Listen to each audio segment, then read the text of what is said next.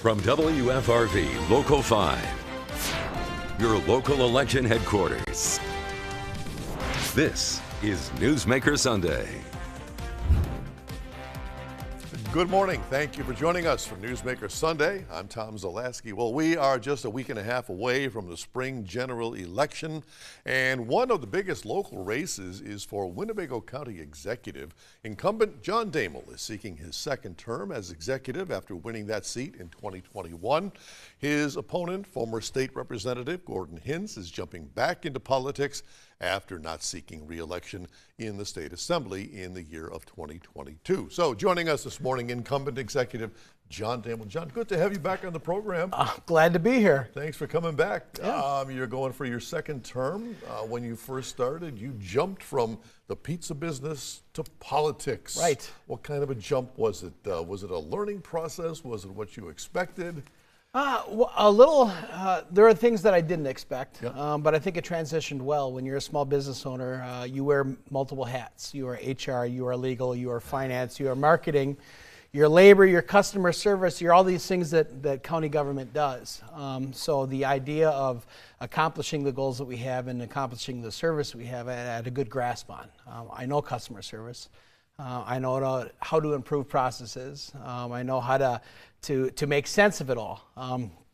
I was a little shocked that I walked into an organization with a close to $200 million budget, 1,300 employees that had no strategic plan.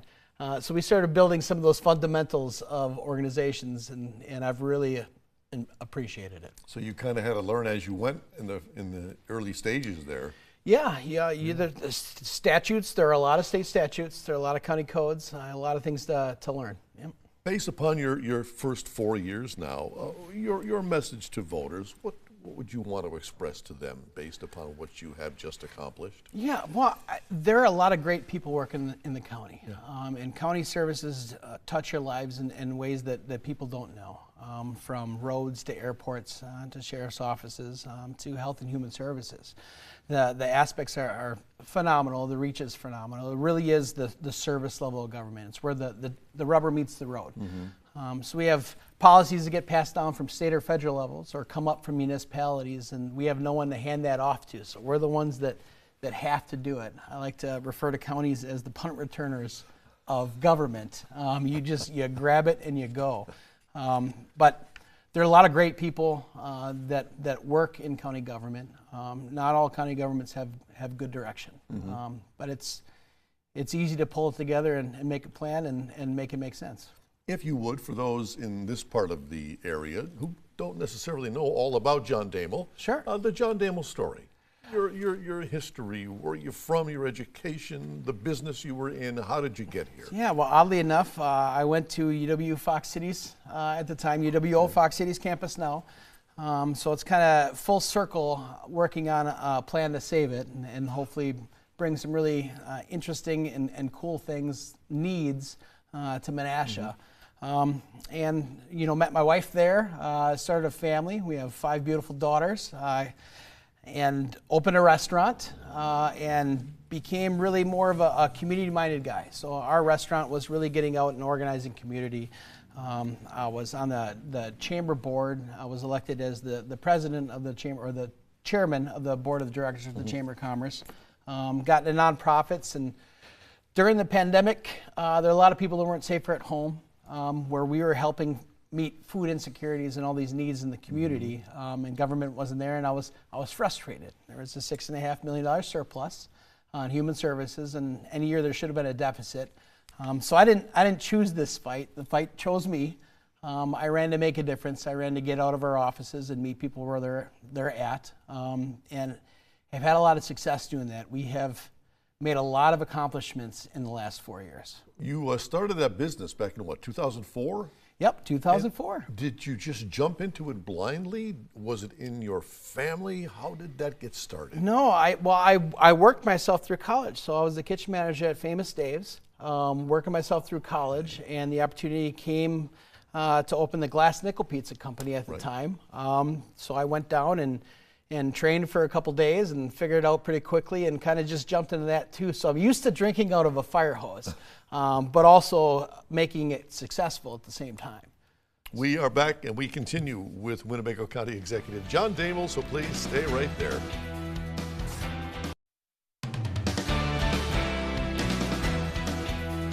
And welcome back to Newsmaker Sunday. Our guest this morning, Winnebago County Executive John Damel, seeking re-election in the April general election.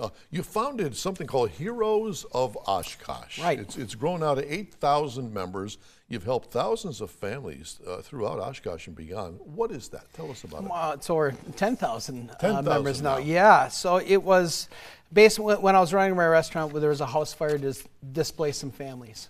So we said, what can we do? Can people chip in? Can we get them some clothes, bedding and stuff? We actually found them an apartment and covered a down payment and helped them to rebuild their lives. But it was a lot of work. So I created this Facebook group of just neighbors helping neighbors so we can meet needs that were out there. And it blew up pretty big.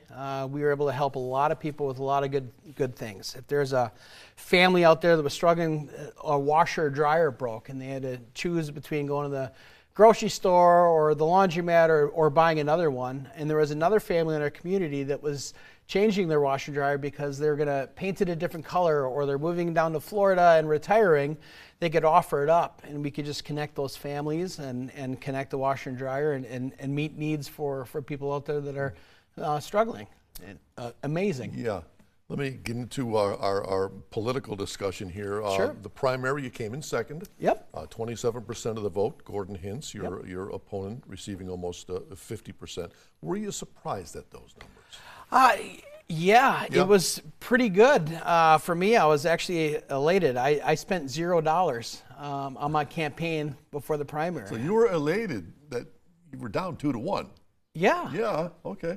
$0. All right. I spent nothing on the campaign. I sent no postcards. I did no advertising in the papers. I just let my work speak for itself. And when I look at the superintendent rates and figure out kind of where it come, I think I pulled more from the Democrat base than I did the Republican base. And I've always been an independent. I'm not big into parties. I don't hate parties. We have to work with both sides, but I think sometimes we stop listening to each other just because there's an R or a D, or we don't listen to an idea because it has an R or a D behind it. I think most people are done with that and done with the fighting, so let's just look at things objectively. So to be able to make it through the primary against two well-respected heavy hitters for both parties, I'm excited about that. So between now and Election Day, what do you have to do? What do you plan on doing? Well, I plan on spending even less than 4 years ago. 4 years ago, I won my election with $13,000 in Facebook. I'm planning to do it with $10,000 and to prove to people that it can be different, right? To prove to people that the amount of money we put in campaigning doesn't necessarily have to be, as long as you do good work and do the right thing and listen to people, good work is enough to speak for itself. I'm sure you know enough of Gordon Hintz's background. Sure. Known him a long time. Tell me the difference between a John Damel administration versus a Gordon Hintz administration. Well, I like Gordon, and Gordon did his job. He was a minority leader when they didn't have much power. So the only thing you can do in that situation is just kind of be a thorn in the side of power, right? And you have to be an advocate for your beliefs, and that's a legislator's job. A legislator is really, listen to your people and go make those demands and do the town halls and be that representative. The democratic republic that we have. We elect people from our district to go represent it. However, a county executive is different, right? It's an elected official to oversee operations and administration of a county. So I have a county board of 36 that are supposed to go listen to their constituents and set the policies of Winnebago County. It's my job, elected, to make sure that we're doing the right thing, that we're following their policies, and that we're giving my elected board of legislators the proper information, transparent, honest numbers in a way that they can make good decisions and set up those decisions. My job is to get out and talk to other mayors and county administrators and school board administrators and some of those partners, as well as my legislators, state and federal, and make it all happen. So I'm elected to make sure we're doing the right things, not necessarily doing things right. You backed away from bad-mouthing him. Well, yeah, I don't believe in. We should get back to why we believe and why I think I'm going to do a better job, and because I'm I'm good at running organizations. I understand organizational structure. I understand how to get things done. I don't want to worry about who made the mess. Can we clean it up? I don't want to focus on talking about issues. I want to focus on solving them. And it can't be us versus them. It has to be us versus the issue. And it makes me good at that role, especially as an independent. I'm the ref in the octagon. So I get to work with all sides, both parties, to figure out how do we mediate a way forward for everybody. Our guest this morning, John Damel, Winnebago County Executive running for re-election, and we have much more to come right after this.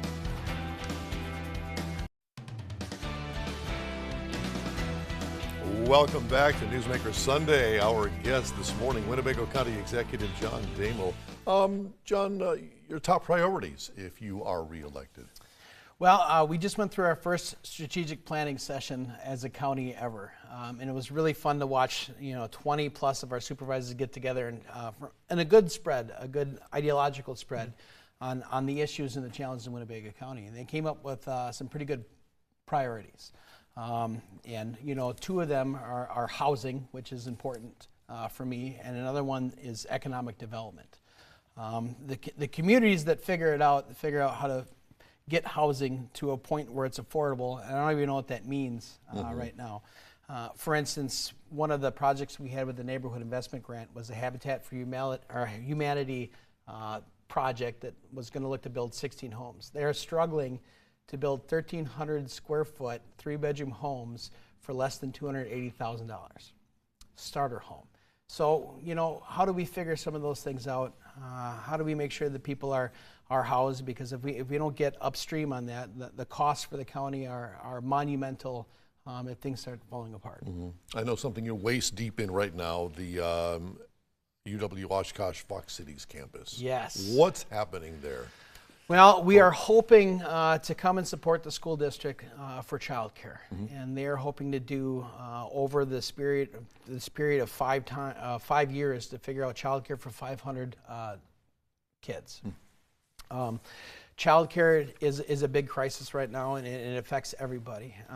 If a family can't find affordable childcare, they can't go to work, and they have to stay home, and that's hard for the economy. And the other thing is if you invest in it to a place where there is an early education where by the time kids start kindergarten, if they know their alphabet, if they know their numbers, if they know their colors, their chances of success are exponentially greater. So when you have a city that's been hit hard a couple times, this is I think a valiant effort for us to do to improve outcomes that they will see 20 years down the line, and instantly they'll see people be able to return to the workforce. So we're looking at all these different partners to connect, because the one thing we don't want to do is have a higher tax burden on a city that's already struggling with a high tax burden. So how do we get together with community and business partners and nonprofits and everybody to work at this at the same time to make it happen? I'm grateful for the courage of the school district. Childcare isn't their business, but somebody has to do it. So we're going to lean behind them, hopefully, to make sure that it's successful and improve outcomes. Let me go through a lightning round here. Yeah. On your campaign website, you list a 4-point plan. I'm going to break those points down. First, You say communication. Yep. What's happening with communication? Well, communication, we didn't do a very good job of being transparent. So when I first got elected, we didn't have agenda item reports. We didn't even have draft resolutions. We counted on minutes to see what people were talking about in committees. Everything is recorded now. You have an agenda item report where you can go on with civic clerks. We implemented an agenda software so the general public can not only look at an agenda, you can click on an agenda item and have all this supporting material with it to let you know the history, what the policy decision is, what the fiscal impact is. When we have a resolution going for the county board, it's actually there in draft form so they can look at the actual language. We used to write resolutions 2 weeks before our county board meeting. The general public would have roughly a week to 10 days to see the language of laws or resolutions that were going to affect their lives. So we've really increased the communication on that end. Let me go on to collaboration. It's Sure. nebulous. What's that? It is. It's about knowing that a program in your county, just because it's not a county program, doesn't mean it doesn't belong to the county. So how do you work with your nonprofits? How do you leverage with them? How do you work with your business community? How do you work with your neighborhoods? How do you get everybody on the same page? Government can't solve it alone, right? But we do have to kind of be the navigators of that system. We have to be able to identify who the partners are. Another all-encompassing word here, growth. That can take on all kinds of meanings. It is. I mean, we have to figure out what is the brand of Winnebago County. So there is, you can have a competition amongst your municipalities, but we have to be able to come together and figure out what is everyone's role. How do we increase our infrastructure? What is the county's role to make sure that we have net new construction? If we can't keep up with net new construction, that is the only way with levy limits that we can kind of grow and continue our services. If we can't keep up with that, we can't afford as many deputies on the road. We can't afford as many people to plow roads in the winter. We can't afford as many people in health and human services, and it'll have a detrimental effect. So the success of our county depends on the things we can fund. And your fourth point was reform. Yes. Reform is a big thing. Winnebago County was the third county executive county in the state of Wisconsin. So we became a county executive county before county administrator was a thing. Before that, it was administrative coordinator. So committees really ran every department, operations and everything. So we never really had what I call the adolescence of county government. We never created the director of administration. Some counties have director of public works or director of health and human services. So we never had these generals to make sure that these segments of county government were in line and working together and collaborating. So now it was, I was adding positions to do my job. No, I was adding positions so I could do my job. Yeah. We have a director of administration to make sure that our finances are in line, that everything makes sense. We are back to wrap up with John Damel, so please stay right there.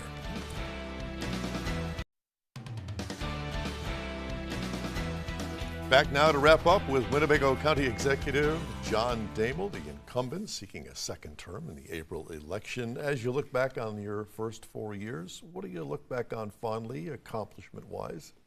A lot. I mean, the neighborhood investment grant, $10.3 million to stabilize housing instability in Winnebago County was huge.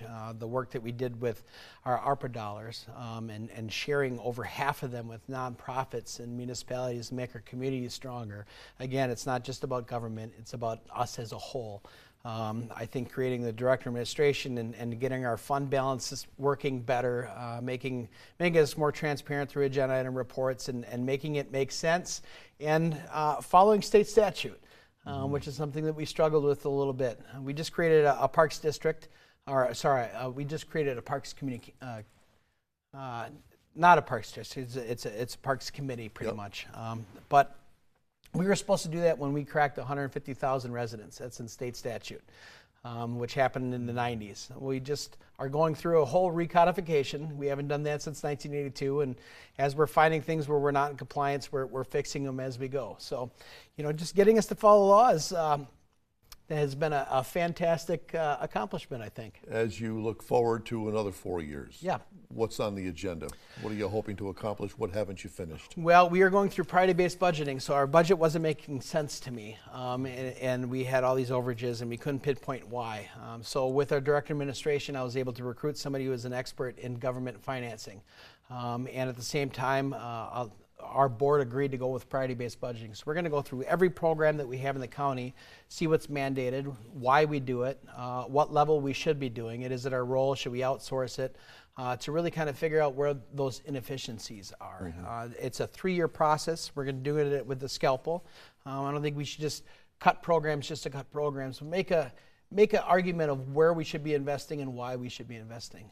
So that is going to be the next 4 years of really getting us into our role and making it make sense. What would you say the difference is between the John Damel who walked into the office that first day and the John Damel now who seeks re-election? Well, I don't wear cargo shorts anymore, so there's that. Being a restaurant owner was a lot of fun, and I do miss it. It's a great honor serving people for a living. However, I could do more good here for people. I've had to adapt myself and recreate myself and reinvent myself to figure out, how to start getting some of the resources we need. It's not about me being right. It's about us getting what we need and the tools we need. So, if I have to apologize and if I mess up, I'll admit that. It's not weakness. It's about the people, not about me. So I've had to humble myself and learn new skills. And when you're open to that you may be the problem, you can do some amazing things. And we have really done some amazing things in Winnebago County. I have about a minute left, John, for you to give your pitch to the voters as to why John Damel should be returned as county executive. Yeah, we have to get away from the political divide in this country. We have to get away from just arguing with each other and demanding that we're right instead of focusing on what is right. And whoever you love or whatever you believe shouldn't dictate what we do for you. Government shouldn't have an opinion. It should be institutional neutrality. We should just provide the service no matter who you are, no matter what you think, and make sure it's fair for all. People need to feel heard. Laws need to be easy to understand and equally applied. And I can guarantee you that I'm going to stay on that, try to be the tiebreaker, let us listen to understand and be objective while we get out there and meet people where they're at and improve the lives of our community. Whether you're Republican or Democrat, everybody's paying $7 a pound of butter right now. So at least we can all agree on that. John Damel, always good to have you on the show. Thank you. Thank you very much for making time for us today. And if you have a newsmaker in your town who you think we should have on this program, let us know about it. Send us an email to tips@wearegreenbay.com, or you can message us on Facebook. And be sure to join us once again Sunday morning at 7:30. Until then, have a great day.